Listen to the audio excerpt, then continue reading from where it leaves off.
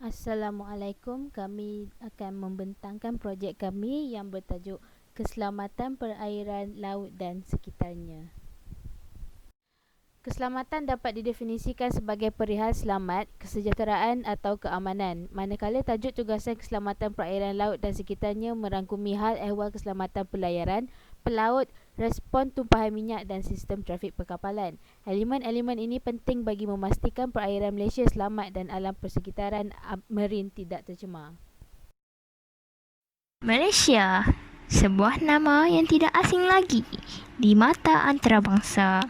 Malaysia dikenali sebagai negara maritim disebabkan oleh pelbagai faktor, contohnya kedudukan geografi dan keadaan fizikal yang strategik untuk aktiviti perdagangan. Malaysia terletak di antara laluan perdagangan antarabangsa India dan China serta Timur dan Barat. Mempunyai 4,800 km garis pantai serta keluasan perairan meliputi 6,000 km persegi. Walau bagaimanapun, sekitar perairan Malaysia tidak terlepas daripada ancaman keselamatan dan kegiatan jenayah. Malah, bencana dan pencemaran yang telah berlaku juga tidak dapat dielakkan, telah mengubah struktur kawasan dalam laut dan pantai. Tambahan pula, kepelbagaian dan kekayaan sumber laut yang terdapat di negara kita telah menarik minat pihak luar. Sebagai contoh, pencerobohan haram oleh nelayan-nelayan dari negara asing menangkap hasil laut di sempadan antara negara semakin kiat berleluasa. Bagi memastikan perompak khazanah negara ini tidak bertindak sewenang-wenangnya menceroboh serta mengaut hasil laut negara secara haram dan tidak terkawal, Tentera Laut Diraja Malaysia, Angkatan Maritim dan Polis Marin bekerjasama bersatu padu menangani masalah ini bagi memastikan rondaan berterusan setiap hari sepanjang tahun dilaksanakan. Pelbagai operasi juga turut dilaksanakan bagi menangkap penjenayah dan lanun yang telah menggugat keselamatan nelayan-nelayan di negara kita. Pelbagai teknologi juga diwujudkan seiring dengan kemajuan negara seperti cendawan tumbuh selepas hujan, sedikit sebanyak membantu keselamatan perairan di negara kita terkawal dan dilindungi. Kajian lepas. Menurut Amir Fawar dalam kajian keutamaan dan kecabaran kerjasama maritim antara Malaysia dan Indonesia di Selat Melaka pada tahun 2019 melaporkan perkara yang memberi ancaman keselamatan maritim di kawasan perairan Selat Melaka. Selat Melaka terdedah kepada ancaman bahaya kerana Selat Melaka merupakan laluan perdagangan maritim yang utama di rantau Asia Tenggara sekaligus menjadikan ia sasaran kepada kumpulan-kumpulan penjenayah untuk beroperasi di sekitar kawasan tersebut. Bagi menangani masalah ini, pada bulan Julai 2004, Kerajaan Malaysia dan Indonesia telah menubuhkan satu bentuk kerjasama maritim yang dinamakan sebagai MALSINDO atau dikenali sebagai Malaysia Singapura Indonesia. Program Eye in the Skies telah melibatkan rondaan maritim udara melalui kerjasama di antara negara Malaysia, Indonesia, Thailand dan Singapura. Pihak APMM juga terlibat dalam menjalankan operasi rondaan maritim di bawah bidang kuasa yang telah ditetapkan oleh Penyelarasan dan Penguatkuasaan Maritim Malaysia. Seterusnya ialah kaedah, proses, cara kerja ataupun fungsi. Marine Electronic Demonstration. Marine Electronic Demonstration menghubungkan infrastruktur maklumat dan komunikasi laut berasaskan pantai dengan kemudahan navigasi dan komunikasi yang sesuai di atas kapal transit sementara. Juga mampu menggabungkan sistem pengurusan persekitaran laut. Objektif keseluruhannya adalah untuk meningkatkan perkhidmatan maritim, meningkatkan keselamatan navigasi dan mempromosikan perlindungan persekitaran laut dan juga membangunkan lestari serta penggunaan sumber daya pesisir dan laut di negara-negara pesisir selat Indonesia, Malaysia dan Singapura. Projek-projek ini menjalankan tinjauan hidrografi pada sebahagian Selat Melaka dan mengeluarkan carta navigasi elektronik beresolusi tinggi (ENC). Projek ini juga berjaya menghasilkan lapisan maklumat laut-laut (EMIO), melengkapkan carta navigasi elektronik Selat Melaka dan Singapura, terutamanya entiti statik seperti bakau dan terumbu karang menggunakan standard ISO S100. Electronic Chart Display and Information System. Electronic Chart Display and Information System atau dalam bahasa Melayunya adalah Sistem Paparan dan Maklumat Carta Elektronik ECDIS adalah pengembangan dalam sistem carta navigasi dan yang digunakan dalam kapal dan kapal tentera laut. ECDIS mematuhi peraturan IMO V/19 dan V27 Konvensi SOLAS seperti yang diubah dengan menampilkan informasi terpilih dari Carta Navigasi Elektronik Sistem SENC. Peralatan ECDIS yang memenuhi syarat SOLAS boleh digunakan sebagai alternatif kepada carta kertas. Selain meningkatkan keselamatan navigasi, ECDIS sangat meringankan beban kerja navigator dengan kemampuan automatiknya seperti perancangan laluan, pemantauan laluan, pengiraan ATA automatik dan pengemaskinian ENC. Sebagai tambahan, ECDIS menyediakan banyak ciri navigasi dan keselamatan canggih lain termasuk rakaman data berterusan untuk analisis kemudian. ECDIS menggunakan ciri sistem penentu dudukan global GPS untuk berjaya menentukan titik navigasi. ECDIS juga menggabungkan dan memaparkan maklumat yang terdapat dalam penerbitan baharu lain seperti jadual pasang surut dan arah pelayaran dan menggabungkan maklumat maritim tambahan seperti maklumat radar, cuaca, keadaan ais dan pengenalan kapal automatik. Global Maritime Distress and Safety System. Global Maritime Distress and Safety System digunakan untuk meningkatkan keselamatan dan mempermudahkan lagi menyelamatkan kapal-kapal dan pesawat terbang yang bermasalah. Sistem ini dimaksudkan untuk melakukan fungsi-fungsi berikut, iaitu seperti memberi amaran, iaitu termasuk dalam penentuan posisi unit dalam kesusahan, koordinasi, pencarian dan penyelamatan, mencari iaitu homing, siaran maklumat keselamatan maritim, komunikasi umum dan komunikasi jabatan ke jabatan. Keperluan pengangkutan radio khusus bergantung pada kawasan operasi kapal dan bukan dari jumlahnya. Sistem ini juga menyediakan cara pemberitahuan bahaya yang berlebihan dan sumber tenaga kecemasan. Jenis peralatan utama yang digunakan dalam GMDSS adalah seperti suara radio yang menunjukkan kedudukan kecemasan EPIRB.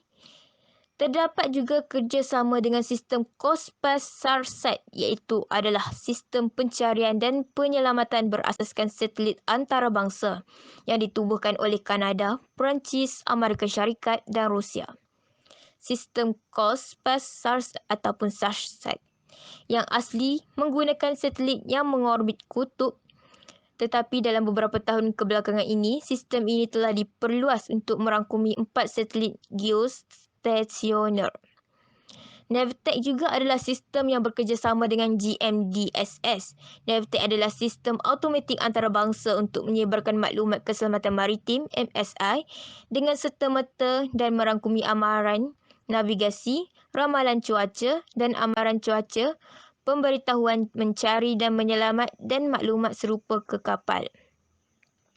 Terdapat 2 penyedia perkhidmatan satelit GMDSS yang disahkan, iaitu Inmarsat dengan beberapa Komatsat mereka di orbit geosinkron khatulistiwa dan Iridium Communication dengan konstelasi 66 satelit mereka di orbit bumi rendah LEO yang dapat meliputi garis lintang yang lebih tinggi dan beroperasi dengan latensi komunikasi yang lebih rendah.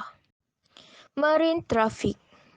Marine Traffic adalah salah satu kepintaran pengesanan kapal yang dapat mengesan kapal-kapal yang berada di laut.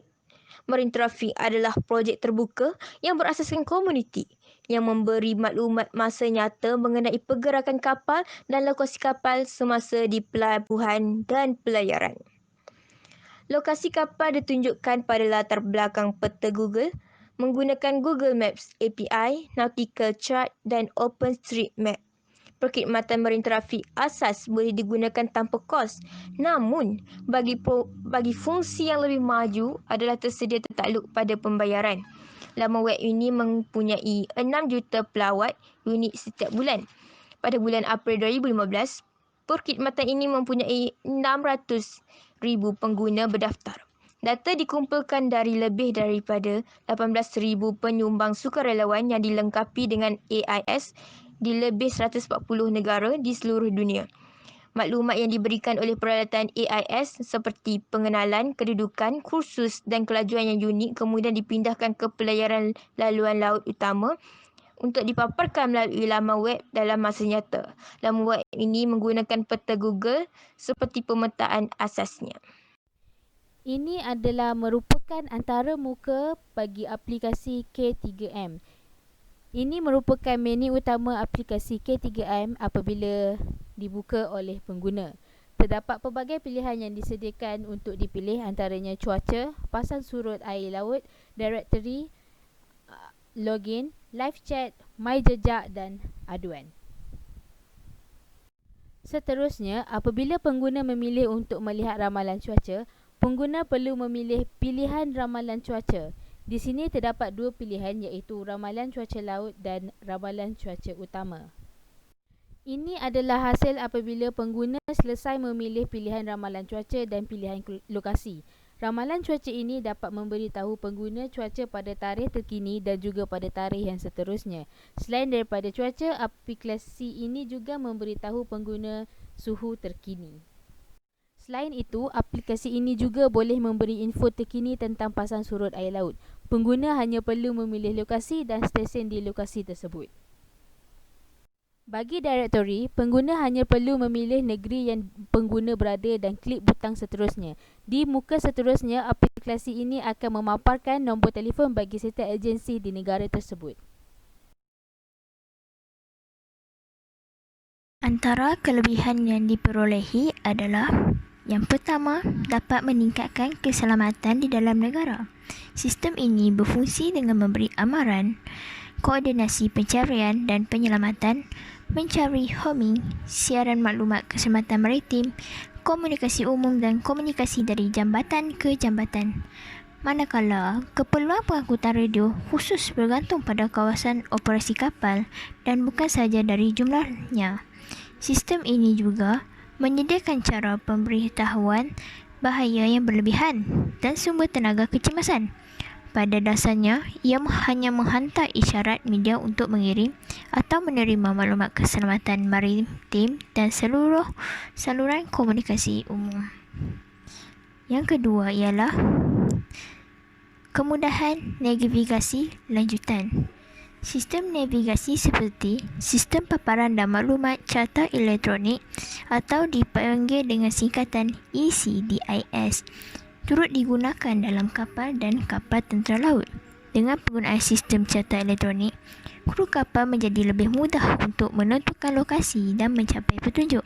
Selain meningkatkan keselamatan navigasi, ECDIS juga meringankan beban kerja navigator dengan kemampuan automatiknya seperti perancangan laluan, pemantauan laluan, pengiraan ETA, automatik dan pengemaskini ENC. Sebagai tambahan, ECDIS menyediakan banyak ciri navigasi dan keselamatan canggih lain, termasuk rakaman data berterusan untuk analisis kemudahan. Maklumat juga diproses dan dipaparkan dalam masa yang nyata. Ini memudahkan proses perancangan laluan, membolehkan seseorang mendapat semua maklumat navigasi yang diperlukan dengan pantas. Pembetulan cara dipermudah dalam ECDIS berbanding dengan carta kertas. Yang terakhir ialah pengaliran trafik di perairan bertambah sistematik. Pihak International Maritime Organization atau dikenali dengan nama singkatan IMO telah mengiktiraf satu-satunya badan antarabangsa bertanggungjawab menentukan sistem laluan kapal yang selamat di peringkat dunia. Pangkalan data maklumat mengenai kapal termasuk contohnya perincian lokasi di mana mereka ditambah di dimensi kapal. jumlah kasa dan nombor organisasi maritim antarabangsa. Pengguna juga dapat menghantar gambar kapal yang dapat dinilai oleh pengguna lain. Sistem ini dibangunkan bagi tujuan keselamatan navigasi, terutamanya di kawasan tumpuan laluan kapal dan di mana kepadatan trafik maritim yang tinggi. Dengan itu, kawasan yang menghadkan pergerakan kapal dan halangan-halangan navigasi, kawasan cetek serta keadaan cuaca yang tidak selamat untuk pelayaran. Lokasi kapal yang ditunjukkan pada latar belakang peta Google menggunakan Google Maps, API, Nautical Chart dan OpenStreetMaps.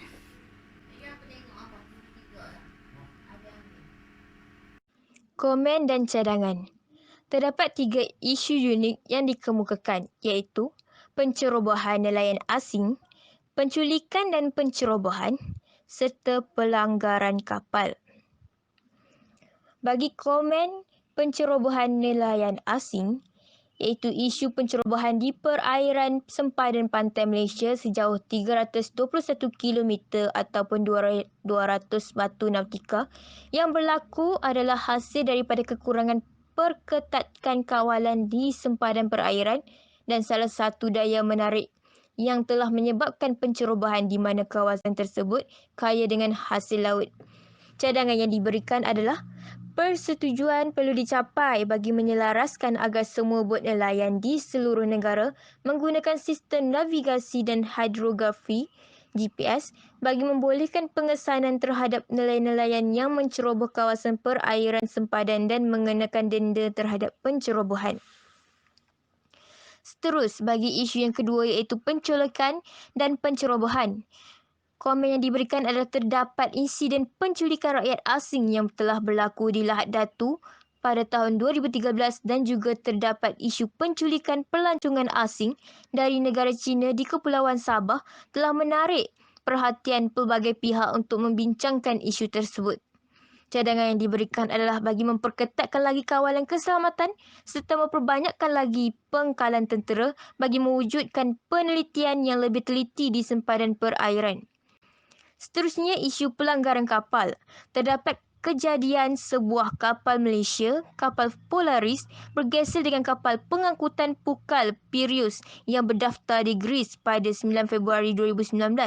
Kapal dari Greece tersebut dilihat memasuki sempadan Johor Bahru dan ditahan oleh Jabatan Laut untuk siasatan. Cadangan yang diberikan adalah setiap kapal perlu memasang sistem sensor yang dapat mengesan sebarang objek di sekitar kapal bagi membolehkan setiap kapal berwaspada dengan sekeliling. Sekian, itu sahaja daripada kumpulan kami. Terima kasih.